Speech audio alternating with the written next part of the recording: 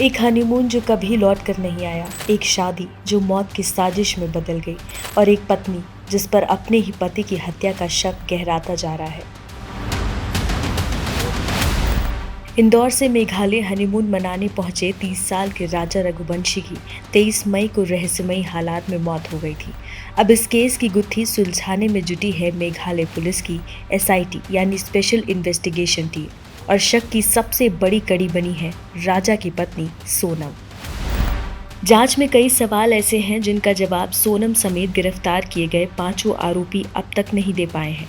जैसे राजा के साथ एक छोटी यात्रा पर गई सोनम स्कूटर पर ट्रॉली बैग लेकर क्यों जा रही थी? क्या आप कभी किसी कपल को स्कूटर से ट्रिप पर जाते देखे हैं ट्रॉली बैग लेकर? फिर सवाल उठता है, सोनम के पास मौजूद कई मोबाइल फोन कहाँ हैं? कहा जा रहा है कि उसके पास कम से कम 2 आईफोन थे। एक शायद हत्या के बाद नष्ट कर दिया गया और बाकी सभी स्विच ऑफ हैं। और एक बड़ा खुलासा, राजा की हत्या के बाद सीसीटीवी फुटेज में सोनम को उसी स्कूटर पर घूमते हुए देखा गया जिस पर वो राजा के साथ सुहरा पहुंची थी।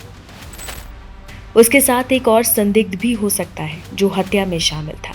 सूत्रों के मुताबिक राजा पर हमला 3 लोगों ने किया।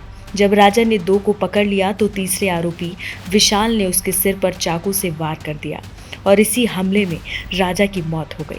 सोनम को मेडिकल जांच के लिए लाया गया जहां प्रेगनेंसी टेस्ट की रिपोर्ट नेगेटिव आई है। राजा की मौत के बाद एक भावुक पल तब आया जब सोनम के भाई गोविंद अपने मारे गए जीजा के घर पहुंचे और जीजा की मां उमा रघुवंशी को गले लगाकर फूट फूट कर रो पड़े।